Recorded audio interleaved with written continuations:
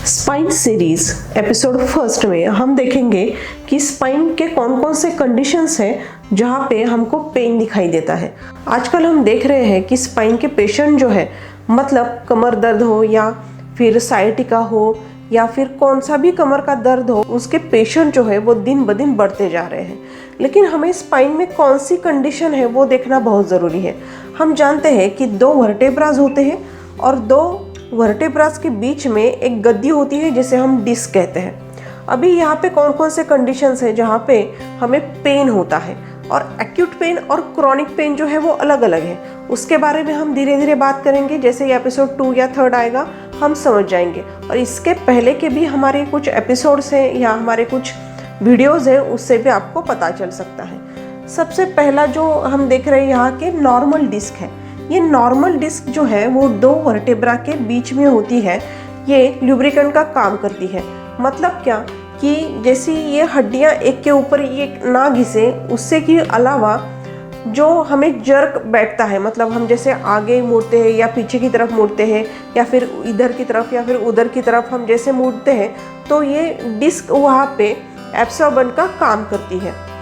तो ये दो जो वर्टेब्राज हैं उनके बीच में ये जो नॉर्मल डिस्क है वो जैसे जैसे डिजेनरेटिव चेंजेस उसमें हो जाते हैं, मतलब उम्र के हिसाब से या कोई भी कारण हो, ज़्यादातर उम्र के हिसाब से ही ये जो गद्दी है उसमें डिजेनरेटिव चेंजेस आने लगते हैं। मतलब ये जो गद्दी है वो घिसने लगती है या फिर यहाँ पे डिजेनरेटिव चेंजेस आने लगते हैं, उसे कहते हैं डिजेनरेटिव चेंजेस। मतलब उसकी थिकनेस जो है वो धीरे धीरे कम होती जाती है।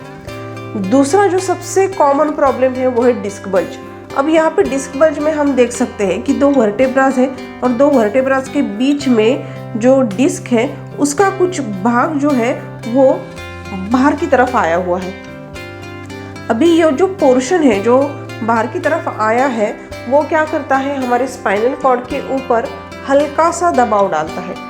जब हल्का सा दबाव डालता है तो तकलीफ कम होती है, लेकिन बहुत ज़्यादा अगर आपके नसों पे दबाव पड़ रहा है तो झिंझिनाहट आना या पैर भारी होना, इस तरीके के हमें लक्षण जो है वो दिखाई देते हैं, जिसे कहते हैं हम डिस्क बल्ज। ये बहुत कॉमन प्रॉब्लम है।